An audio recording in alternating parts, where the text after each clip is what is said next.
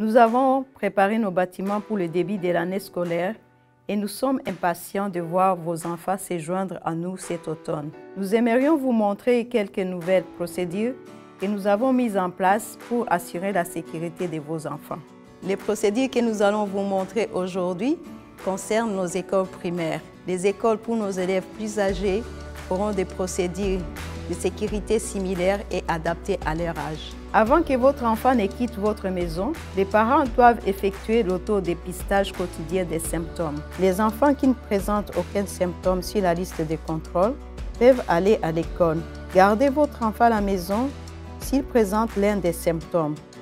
N'oubliez pas d'apporter votre masque. Vous devez porter un masque pour monter dans le bus scolaire et pour entrer dans l'école. Pour les élèves qui prennent le bus scolaire jaune, les familles doivent se rendre à l'arrêt du bus qui leur est indiqué.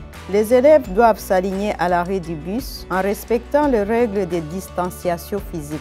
Lorsque les élèves entrent dans le bus, ils doivent marcher jusqu'au siège les plus éloignés à l'arrière, en s'asseyant un par siège. Sauf s'il s'agit des frères et sœurs, ils peuvent alors s'asseoir ensemble.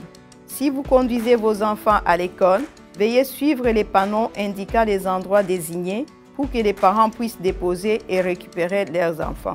Lorsque votre élève arrive à l'école, il y aura des fléchages et du personnel pour les guider vers l'entrée appropriée. Les élèves s'aligneront en observant les protocoles de distanciation physique avant d'entrer dans le bâtiment scolaire par l'une des entrées prévues à cet effet. Un bon moyen pour les élèves de vérifier s'ils sont suffisamment éloignés les uns des autres consiste à étendre les bras et à s'assurer qu'ils ne peuvent pas toucher les personnes qui les entourent. À l'entrée du bâtiment, les élèves devront se désinfecter les mains à l'un des postes de désinfection des mains. Dès là, ils marcheront dans une ligne physiquement distancée jusqu'à leur salle de classe. En fonction de la salle de vos enfants, ils seront séparés par des tables ou des bureaux ou par des cloisons sur les tables afin de garantir une distanciation sociale sûre dans la classe. Les élèves trouveront leur matériel sous leur bureau ou leur table dans un sac ou un récipient afin de s'assurer que les fournitures sont spécifiques à chaque élève et ne sont pas touchées par plusieurs élèves.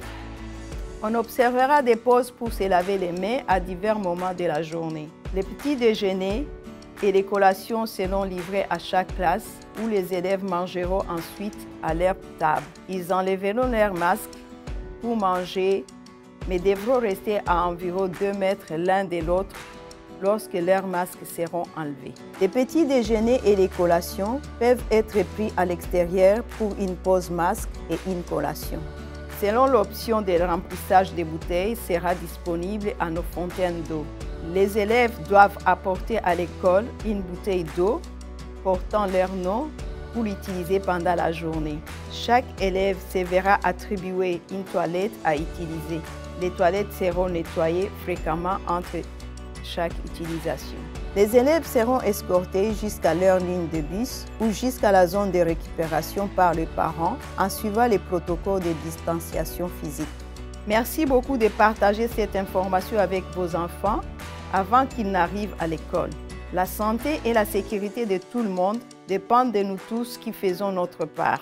Nous avons hâte de revenir à l'apprentissage en classe. Pour plus d'informations sur ce que le district fait pour assurer la sécurité de vos enfants, veuillez consulter notre site web à l'adresse portlandschools.org. Passez une super année scolaire.